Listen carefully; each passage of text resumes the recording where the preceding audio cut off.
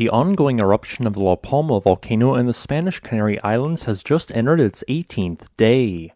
In that time span, a series of 9 vents opened on the western side of the Cumbre Vieja ridge and emitted fountains of lava.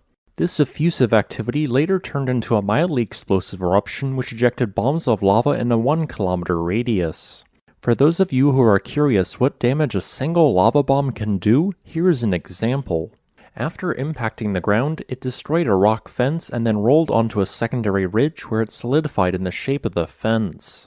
These bombs of lava are typically about 6 inches or 15 centimeters in size, but can even reach the size of a car during larger explosions such as the one shown here. The eruption has also produced large quantities of ash, which has constructed a single large cinder cone.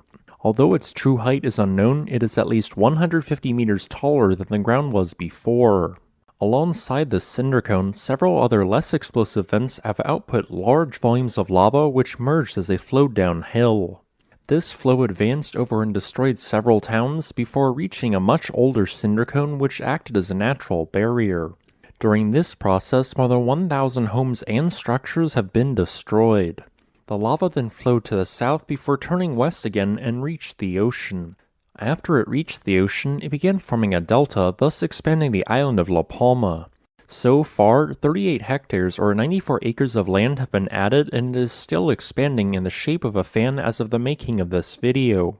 In total, these numerous lava flows have covered 422 hectares of land with a total volume of at least 80 million cubic meters of rock.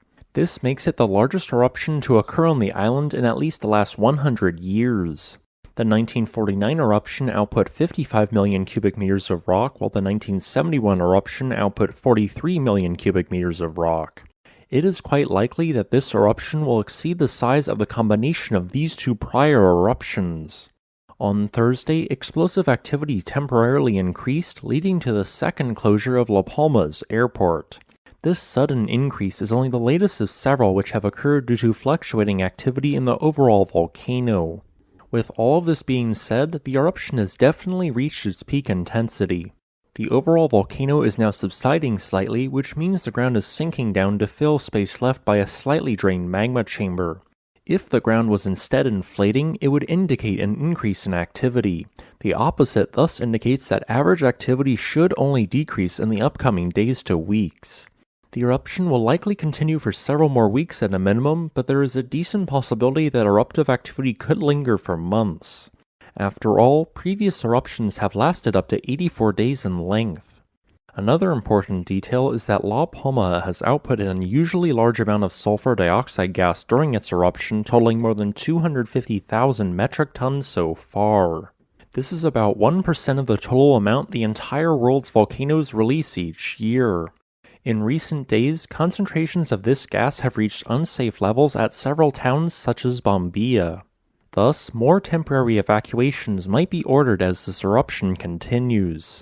As it stands right now, this eruption will be classified on the 0 to 8 Volcanic Explosivity Index as a 2, which is typical for eruptions from this island. In conclusion, here is a map of the active vents, the area covered so far by lava, and the new land added from this eruption. Thanks for watching.